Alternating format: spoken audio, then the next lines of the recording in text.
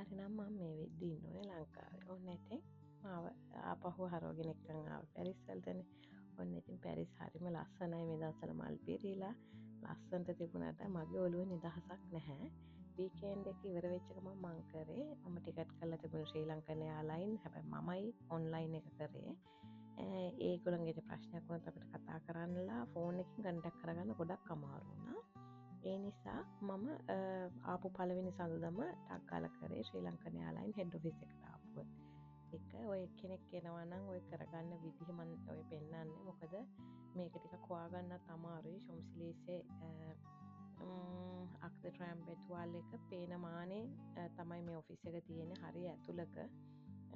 ඉතින් මේ විදිහට තමයි ඕක ඇතුළට යන්නේ. ඉතින් ඔතනට මං හරියට ගිහින් තියෙනවා ගොඩාක් ප්‍රශ්නවලට මේගොල්ලන්ගේ. ඉතින් හැමදාම මොකක් හරි ශ්‍රී ලංකන් එකේ ප්‍රශ්න එහෙම කියන එක ගැන කනගාටුයි. ඉතින් තුන්වෙනි පාරට බඩු පැක් කරන්න යන්නේ. ෆස්ට් ටයිම් එන්නගේ ශ්‍රී ලංකන් එයාර්ලයින් 30 කිලෝස් තිබ්බා. ඉතින් 30 කිලෝස් එක ලැගේජ් එකට දාන්න බැරි හින්දා 15 දාලා මේ ලැගේජ් මගේ පරණ ලැගේජ් එක අපිට තියෙන්නේ. මට ඒ ලැගේජ් එක ඕනේ නෑ ආයි ගේන්නේ. එහෙනම් මම ඒකත් ලංකාවට දාලා එන්න කියලා හිතාගෙන මම ලැගේජස් දෙකක් හැදුවා 15. ඊට පස්සේ ඒක කැන්සල්. ඉටලි වලට ගිහිල්ලා හැරිලා ආවා. ඊට පස්සේ මේ ආයිත් මං කටාරේ ආවේ. මම සාමාන්‍යයෙන් ගිව් අප් කරන්නේ ආයි දැම්ම. ආයෙත් සල්ලි හිර කරගෙන ආයි දැම්ම කටාරේ ආවේස් එක. ඒකේ 25 කිලෝස් තිබුණේ. ආපහු අර පරණ ලැගේජ් එකේ තියෙන ටික අලුත් එකට දාලා ඔක්කොම එකකට 25 වෙන්න හරි ගැසුවා. මොකද ලැගේජ් එකටත් බර ටිකක් යනවනේ. ඒ ටික අඩු වුණාම තව චුට්ටක් බඩුව හක් කරලා මේ හැම තැනම බඩු තියෙන්නේ. ගේන එකත් එව්වයි හැම එකම ඔක්කොම තියෙනවා මෙතන. හොඳේ.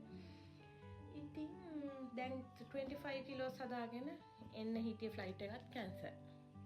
යුද්ධෙ හින්දා අපිට හරි ප්‍රශ්න ඉතින්. ඊට පස්සේ ඒ 25 කිලෝ හදාගත්ත එක දැන් මට එන්න බැරිුණානේ දෙවෙනි ෆ්ලයිට් එකෙත් මම දැන් ආයෙ දාලා තියෙනවා එමිරේට්ස් එකෙන් එන්න. එමිරේට්ස් එකෙන් එන්නත් ලෑස්ති වෙලා හිටියට ෂුවර් නැති හින්දා බෑග් අන්තිම ලාස්ට් මිනිට් වෙනකන් ආයෙ රීපැක් කරේ නෑ. ඒකේ 40 කිලෝස් පුළුවන්. 30 කිලෝස් ෆස්ට් ෆ්ලයිට් එකේ, සෙකන්ඩ් එකේ 25 කිලෝස්, මේකේ 40 කිලෝස්. ඉතින් ඒ හින්දා ඒකේ මට වැඩිපුර දෙයක් ගේන්න පුළුවන්. මට මේ මගේ තාම අලුත් ගෙදර මගේ නත්තල් ගහක් තාම තියෙනවා. මට ඒක ගලවන්න කැමති තිබුණේ නෑ. මට වෙලාවක් තිබුණෙත් නැහැ. මොකද මේ එන්න ලෑස්ති වෙච්ච හින්දා. දැන් ඇවිල්ලා මස් කරලා ස්ප්‍රින් එකට ලෑස්ති වෙනවා. ඉතින් මම එන්න හිටිය දිනේට වඩා දවස් 10ක් දැන් පරමම ආයි රටට එන්න හිටිය දිනේ තමයි දැන් මම ආයි ෆ්ලයි කරන්න හදන්නේ. ඉතින් දැන් 40 කිලෝස් වලට හදන්නයි යන්නේ. ඔන්න ඕකයි සිටුේෂන් එක මේ යුද්ධයක් හින්දා. බලමු මේ කස් කරගන්න කොහොමද කියලා ඉතින්. මෙන්න මේකේ තියෙන ටික තමයි මම ආපහු දාන්න ඕනේ මෙන්න මේකට. අයියෝ ප්‍රශ්න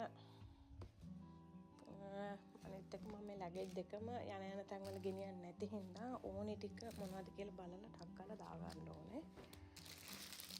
මේ ඔයාලා දකින්නේ ශ්‍රී ලංකන් එයාර්ලයින් එකට මම පැක් කරපු ලැගේජස් නෙමෙයි. මොකද මම ලැගේජ් දෙකක තිබිච්ච ඒවා ආපහු එක ලැගේජ් එකකට පැක් කරගන්නවා.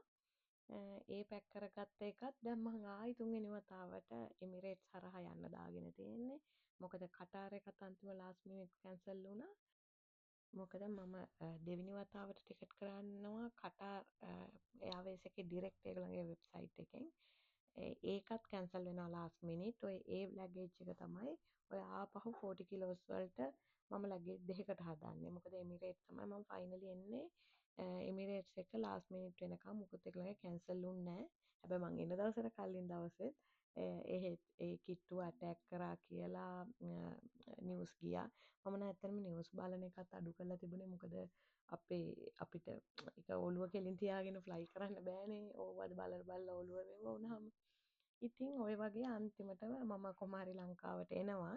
ඒත් එයාපෝට් එකේදී ලොකු ප්‍රශ්නයක් වෙනවා. මොකද ඩුබායි ඉඳන් ලංකාවට එන මගේ ෆ්ලයිට් එක කැන්සල්.